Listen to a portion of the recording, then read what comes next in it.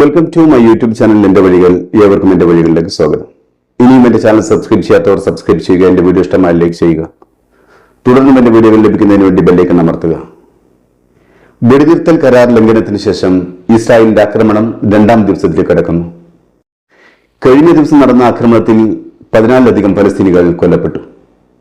American president Donald Trump Russian president Vladimir പുടിനുമായി phone സംഭാഷണം നടത്തിയതിനു ശേഷം ഉക്രൈനിലെ എനർജി ഇൻഫ്രാസ്ട്രക്ചർ ആക്രമിക്കില്ലെന്ന് പുടിൻ ഉറപ്പു നൽകി.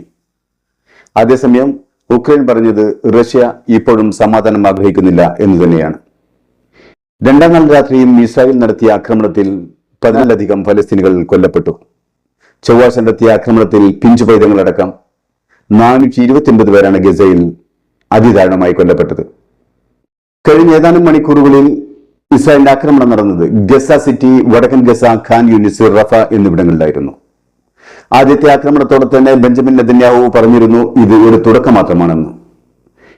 ഇപ്പോൾ നെതന്യാഹു പറയുന്നത് ഇനിയും വെടിനിർത്തൽ കരാർ ചർച്ച നടക്കണമെങ്കിൽ അത് നടക്കുന്നത് യുദ്ധ പശ്ചാത്തലത്തിൽ തന്നെയായിരിക്കും, വെടിവെച്ച നിലച്ചതിന് ശേഷമായിരിക്കില്ല.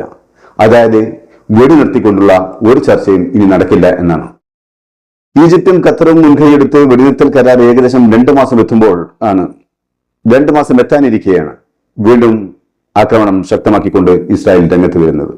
ഗസയിലെ സിവിൽ ഡിഫൻസ് വർക്കേഴ്സ് പറയുന്നത് തകർന്നു വീണ ഒരു കെട്ടിടത്തിനുള്ളിൽ 30-ലധികം മനുഷ്യജീവികൾ ഉണ്ടെന്നാണ്. അവരിൽ എത്ര പേർ മരിച്ചുവെന്നോ എത്ര പേർ ജീവിച്ചിരിപ്പുണ്ടെന്നോ പറയാൻ കഴിയില്ല എന്നാണ്. അതേസമയം ഇസ്രായേൽ സൈന്യം ഗസയിൽ നിന്നും ആളുകളോട് ഒഴിഞ്ഞു പോകാൻ ആവശ്യപ്പെട്ടിരിക്കുന്നു.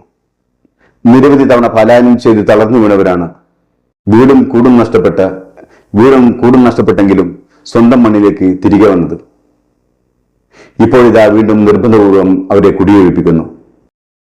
ഏറ്റവും ദുർബലമായിരുന്നു ഇസ്രായേൽ ഹമാസ് വെടിനിർത്തൽ കരാർ. എന്നിട്ടും ആ കരാറുമായി മുന്നോട്ട് പോയത് ഗത്യന്തരമില്ലാത്ത ഫലസ്തീനിലെ 20 ലക്ഷത്തിലധികം വരുന്ന മനുഷ്യജീവികൾക്ക് ചെറുതെങ്കിലുമായ ഒരു ആശ്വാസം കിട്ടട്ടെ എന്ന് കരുതിയാണ്. പക്ഷേ ആ സമാധാന അന്തരീക്ഷം തകർത്തുകൊണ്ടാണ്, വെടിനിർത്തൽ കരാർ നശിപ്പിച്ചുകൊണ്ടാണ് ഇസ്രായേൽ വീണ്ടും ആക്രമണം തുടങ്ങിയത്. എല്ലാ ക്രൂരതകൾ ചെയ്യുമ്പോഴും അമേരിക്കയും അമേരിക്കൻ ആയുധങ്ങളും രക്ഷക്കൊണ്ടെന്ന ധാർഷ്ട്യമാണ് ഇസ്രായേലിന്. കുട്ടികളടക്കമുള്ള നിർജീവ ശരീരങ്ങൾ ബ്ലാങ്കറ്റുകളും ഷീറ്റുകളും പുതച്ച് ഹോസ്പിറ്റലിന്റെ വരാന്തയിൽ നിരത്തിക്കിടത്തിയത് കാണുമ്പോൾ ആ കാഴ്ച അതിഭയാനകം തന്നെയാണ്. കുടുംബത്തിൽ എല്ലാവരും നഷ്ടപ്പെട്ട് ഒറ്റപ്പെട്ടു പോകുന്നതിന്റെ വിലാപങ്ങൾക്ക് ആർക്കാണ് സമാധാനം പറയാൻ കഴിയുക? അവരെ ആർക്കാണ് സമാധാനിപ്പിക്കാൻ കഴിയുക? നിരനിരയായി അടുക്കി വെച്ച ടെന്റുകൾ പോലും ബാക്കിയാക്കിയില്ല ഇസ്രായേലിന്റെ ബോംബുകൾ. പല പ്രദേശങ്ങളും അവിടെ മുമ്പുണ്ടായിരുന്നു എന്ന് പോലും പറയാനാവില്ല. ഇപ്പോൾ ഉറങ്ങിക്കിടക്കുന്നതിന്റെ നേരെ വരുന്ന ബോംബുകളുടെയും മിസൈലുകളുടെയും അലർച്ച കേട്ട് ഉറക്കമുണർന്ന് ഓടുന്നവരറിയുന്നില്ല തങ്ങൾ മരണത്തിലേക്കാണ് ഓടുന്നതെന്ന്. അതേസമയം ഇസ്രായേലിലെ ബന്ധുക്കൾ പൊട്ടിത്തെറിക്കുകയാണ് നെതന്യാഹുവിനെതിരെ. ഈ വെടിനിർത്തൽ തകർത്തതിന് തങ്ങൾക്ക് വേണ്ടപ്പെട്ടവരെ സ്വന്തം നിലനിൽപ്പിന് വേണ്ടി ബലിയൊടുക്കുകയാണ് നെതന്യാഹു ചെയ്യുന്നതെന്നാണ് അവർ പറയുന്നത്. തുടർച്ചയായ 4-ാം ദിവസവും ഹൂത്തികൾക്ക് നേരെ ആക്രമണം നടത്തിയതായി അമേരിക്കൻ പ്രതിരോധ മന്ത്രാലയം അറിയിച്ചു. യമൻ മീഡിയ അറിയിക്കുന്നത് ഏകദേശം 10ഓളം സ്ഥലങ്ങളിൽ അമേരിക്ക ആക്രമണം നടത്തിയെന്നാണ്. അതിൽ പോർട്ട് സിറ്റിയായ ഹുദൈദയും സദയുടെ വടക്കൻ പ്രൊവിൻസും ഉൾപ്പെടുന്നു.